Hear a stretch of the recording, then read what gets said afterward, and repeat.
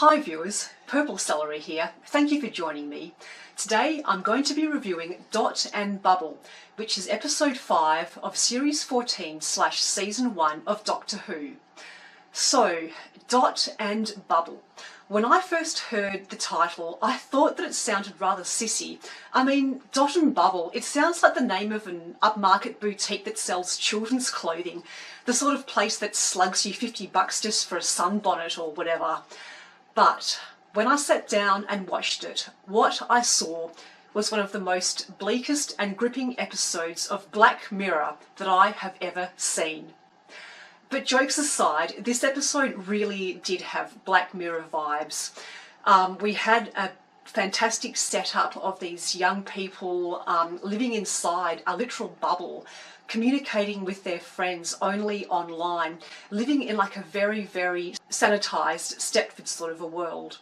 It reminded me of Black Mirror episodes such as Nosedive and The Entire History of You, which incidentally stars a young Jodie Whittaker. Now, much of this episode seemed to be a wry social commentary skewering Generation Z.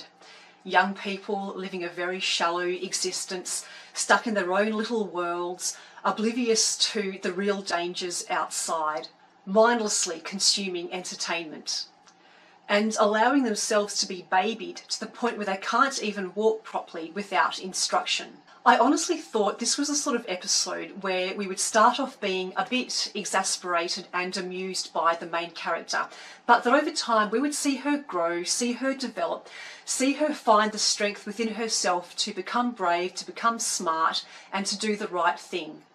Of course, that was not what we got. The final few scenes of Dot and Bubble turned everything on its head. Of course, we saw that the main character, Lindy Pepperbean, turned out to be an absolute coward in the way that she betrayed Ricky. And in that final scene, we also saw that the young people refused to let the Doctor save them simply because he was a black man and they were massive racists. I feel like this is the sort of episode where you want to go back and have a second watch, because in hindsight there were lots of clues, and I know that many of those clues I just did not pick up on the first time. For example, in one of the early scenes when Lindy swipes the Doctor away, but she seems more receptive to Ruby, I simply thought that was just because the Doctor was a little bit older. Like, he looks like he's a man in his early 30s, so he's not really one of Lindy's peers, where Ruby is much younger. And then I also thought maybe there was an element of classism in there, like the Doctor and Ruby were sort of like the help desk, the service people, and hence that was why Lindy seemed a bit dismissive of them. But in that last scene, her comments and her friend's comments definitely seemed more directed at the Doctor and not both the Doctor and Ruby. This raises an interesting ethical question as to what more could or should the Doctor have done.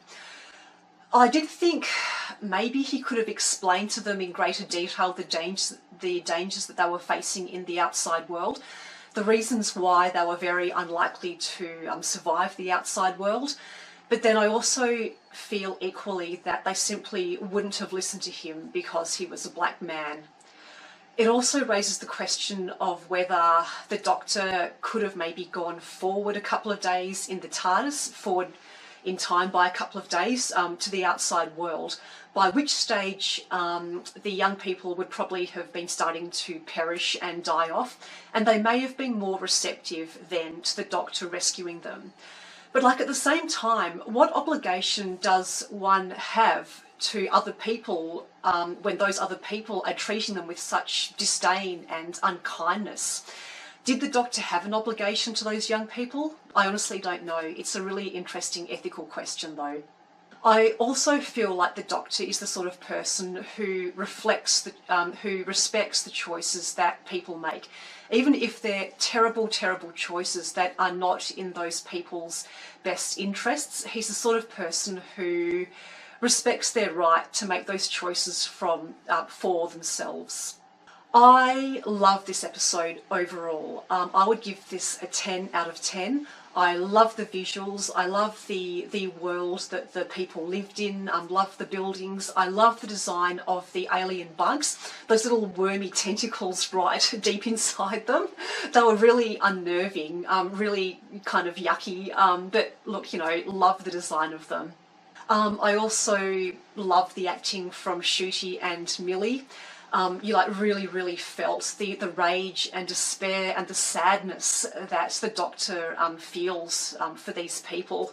And poor Millie, she got like a literal spray from Shooty in that scene. Overall, I feel like this season is just getting better and better as it goes along. In some ways, it's a shame that some of these more recent episodes weren't at the start of Doctor Who, and perhaps some of the weaker episodes that we've seen so far, like Space Babies and The Devil's Cord, weren't kind of shifted to the middle. Anyway, as always, these are my thoughts. What did you guys think of the episode? Please leave your thoughts in the comments section below. Please give this video a like if you've enjoyed watching it, and please subscribe to my channel if you haven't done so already. And I'll be back next week to review the episode that is clearly inspired by Bridgerton. Until then, guys, take care. This is Purple Celery signing off.